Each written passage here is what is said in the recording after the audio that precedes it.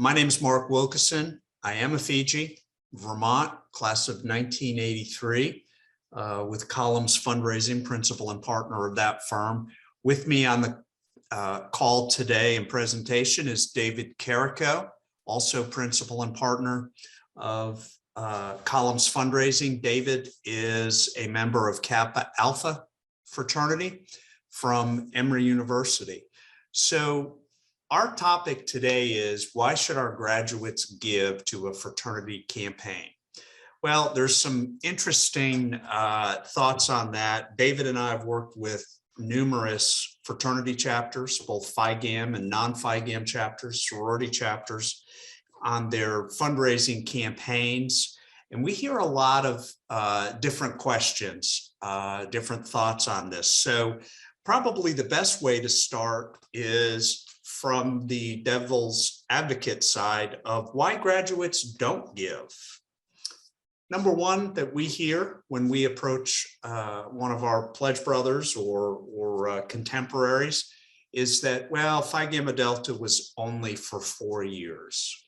We hate to hear that, but if you were on the call earlier when Rob Cadill was talking about the statistics from some of the research that's been done, about 75% of fraternity members indicate a strong connection to campus and their organizations, and about 80% of them would have rejoined the same organization given that chance again. So that's a large number of people that believe, the way we interpret it, believe that Phi Gamma Delta is not for college days alone, but there is that occasional brother, and we all have them in our chapters, that sees it as only a 4-year experience.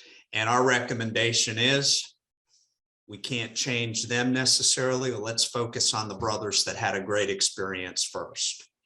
Why graduates don't give. We put this in here a little tongue in cheek. I have no lifelong Phi Gamma friends. Well, everyone on the call today obviously can refute that and laugh about it. We have once in a while heard that. Well, I don't have any friends from the chapter, or I don't have any Phi Gammas that I keep in touch with. We know that most of that is just an excuse.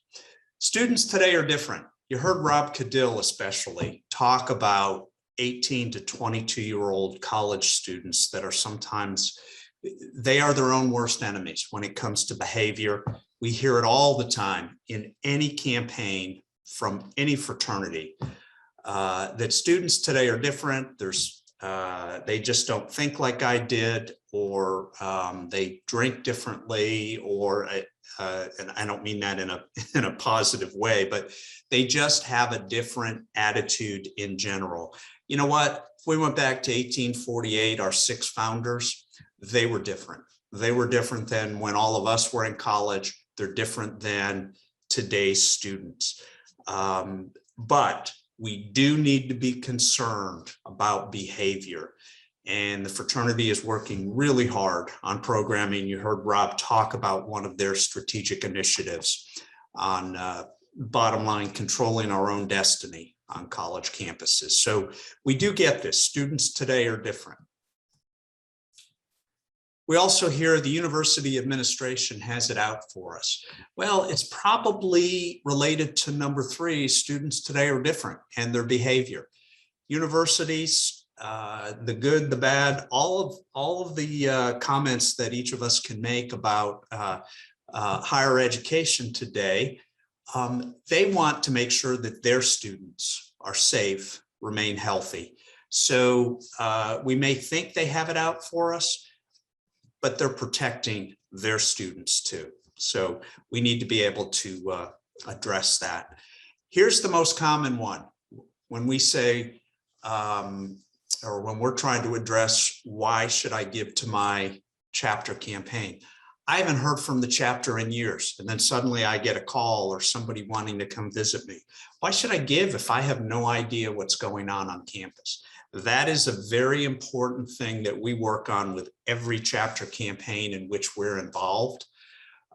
because we need to communicate when we're not fundraising, when we're not in a campaign. We need to be communicating from the chapter level and from the House Corporation graduate level, because it's important to keep the communication going. I've lost contact with my pledge brothers. Sometimes that is true.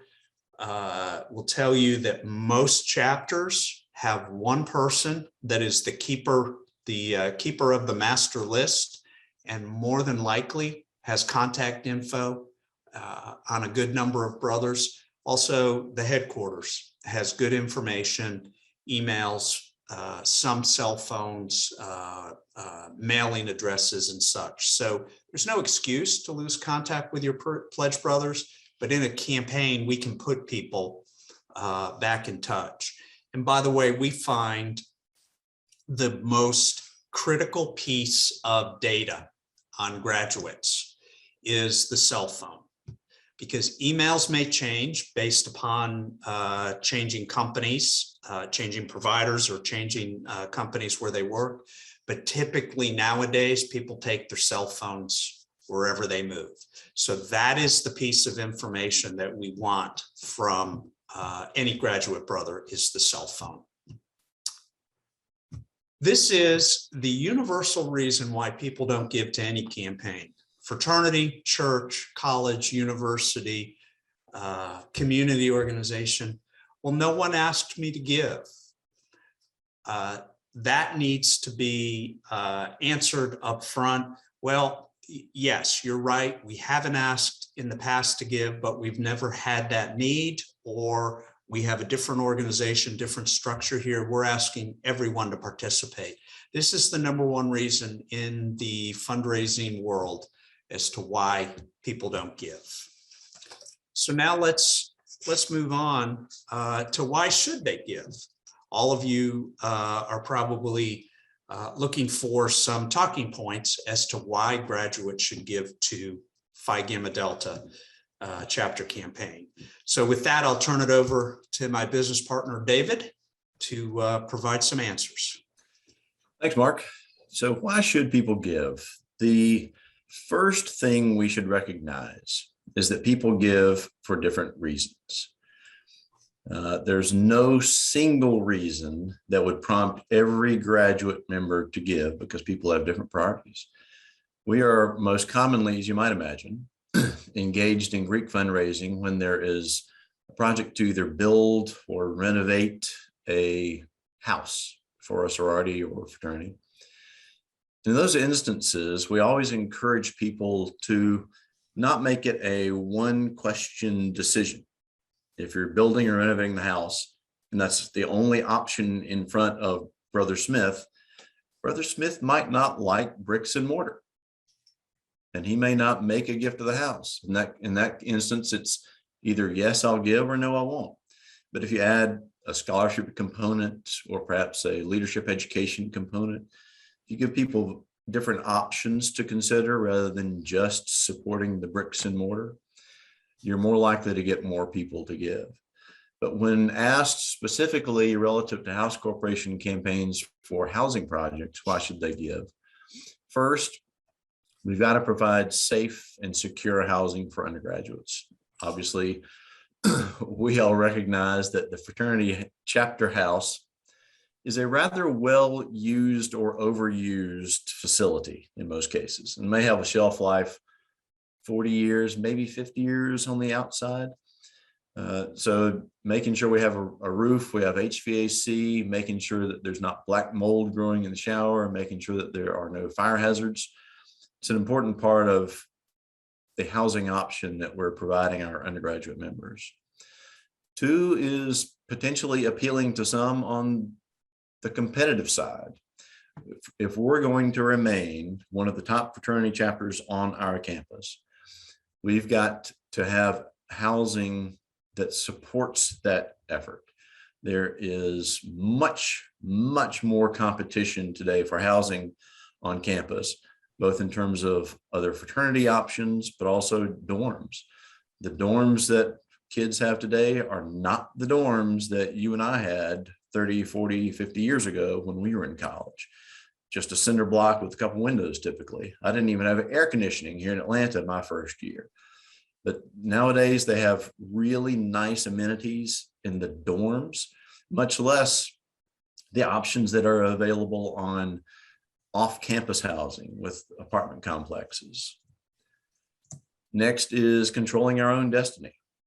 We don't want to be subject to the whims of a landlord who is not governed by the same principles that we are, so that, God forbid, if the chapter is kicked off campus for a couple of years, as happens, given the behavioral issues that we discussed earlier, we want to be able to control our own destiny. Even if it means we have to rent the house to keep it going from a fiscal perspective, we're able to do what we want to do when we want to do it. More often, people are motivated by the pay it forward concept.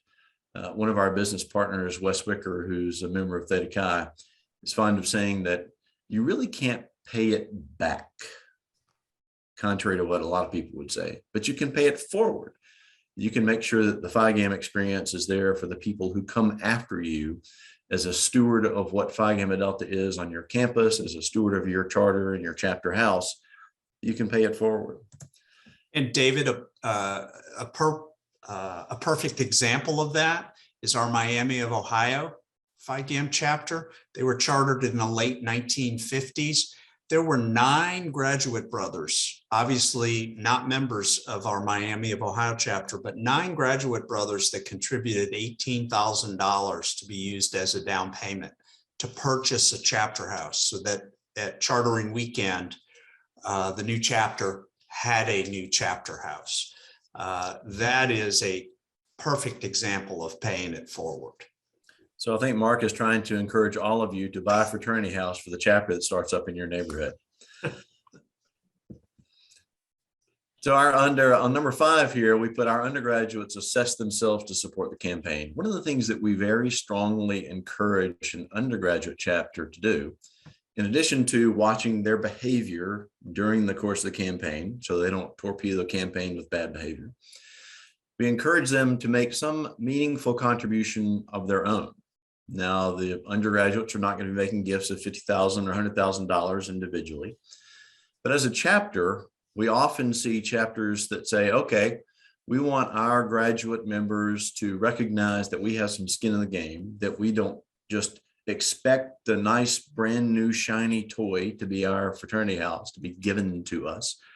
We want to put our own skin in the game. So they will often assess themselves $5, $10 a month, $100 a semester, $200 a semester, so that it's not a lot of money, but in the aggregate, if you've got 50, 75, 100 men contributing, let's say $100 a semester for the 3 to 4 or 5 year period, pledge period of a capital campaign, that can make a meaningful difference. We've had undergraduates make 6-figure contributions over that 3 to 5 year time period, which is really meaningful.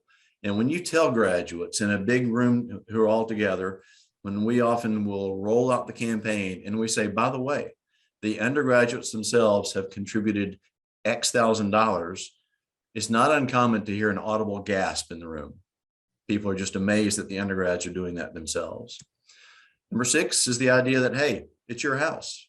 As I mentioned a moment ago, we're all stewards of the Phi Gamma experience. So it's our responsibility now as graduates to make sure that it's there for young men going forward. It may be a once in a lifetime opportunity. Between us girls, if you ran a campaign in 20 years ago, you might be looking at another campaign pretty soon to do some renovations because that fraternity house is so well worn. So for many people, it might not actually be a once in a lifetime opportunity, but for people of a certain age, it might be. It might be the last opportunity that they have to build a legacy, to create something that memorializes the wonderful relationships that they built in the Phi Gamma house so many years ago. Number 9, it's tax deductible. Perhaps, not always, but in some instances, these gifts can be tax deductible through a number of different venues, whether it's In some instances, contributions can be made to the university foundation and be passed through to the House Corps. The more common scenario is partnering with the Phi Gamma Delta Educational Foundation and using what's generically known as an educational area grant program to support that percentage of the housing project that is strictly and exclusively educational in nature. Now, most often that's 22, 25, 28, maybe 30% tops. So you can't run all the gifts through the Educational Foundation, but it is a component that can make a meaningful difference to people to whom deductibility is important. And finally, reiterating what we showed on the last slide, they were asked. If someone came to them and said, here's what we're doing, here's why we're doing it, and they decided to make a contribution themselves. So Mark, I'll turn it back to you here real quick. And of course, as all of us were taught early on in our Phi Gam careers, it's not for college days alone. We find in all the chapters we work with, we find a good number of Phi Gams that truly believe that and truly say it during the fundraising process. And if we keep in mind, here's just one statistic. If you have 1,000 graduates, you are not going to get 1,000 graduates to participate in a fundraising campaign. You might get 100. You might get 200 tops. So if you keep that in mind and don't set the expectations that you'll have 100%, then the brothers that are contributing to your campaign truly believe it's not for college days alone. So we appreciate the opportunity to present today. If there are any quick questions that we can answer, be happy to.